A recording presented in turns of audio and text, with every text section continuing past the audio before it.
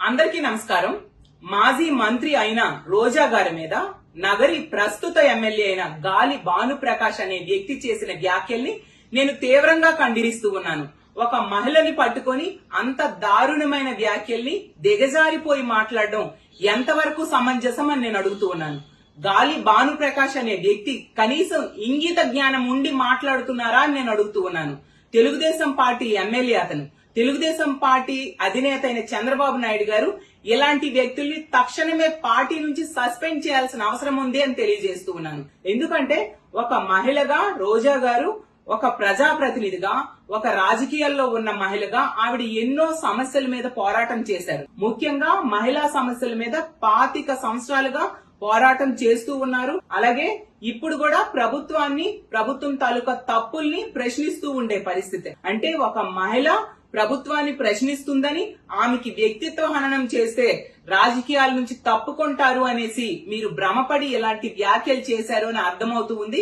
ఇలాంటి వ్యాఖ్యలు చేయడం వల్ల మిమ్మల్ని ప్రజలు క్షమించరు అని తెలియజేస్తూ ఉన్నాను. తీసుకుంటే రోజా గారి మీద గతంలో కూడా చాలా వ్యాఖ్యలు తెలుగుదేశం పార్టీ నాయకులు చేసిన సంగతి మనందరము చూసాం. అలాగే ఈ రాష్ట్రానికి హోంమంత్రి ఒక మహిళ, అలాగే మహిళా కమిషన్ చైర్పర్సన్ కూడా ఉన్నారు.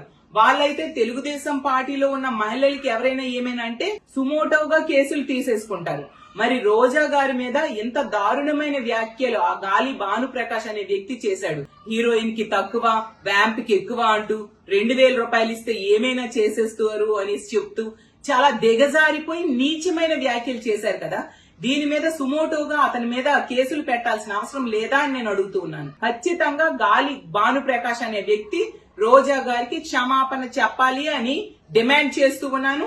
అలాగే అతన్ని అరెస్ట్ చేసి తీరాల్సిన అవసరం ఉందని తెలియజేస్తూ ఉన్నాను.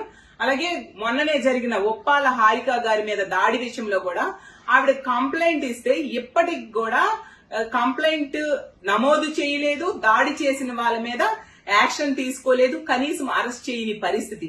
అసలు ఈ రాష్ట్రంలో మహిళని ఎంత దారుణంగా అవమానిస్తూ, ఎంత దారుణంగా మహిళల కోసం మాట్లాడుతూ ఉంటే అసలు ప్రజాస్వామ్యంలో ఉన్నామా, రాక్షస రాజ్యంలో ఉన్నామో అర్థం కాని పరిస్థితి నెలకొనుంది.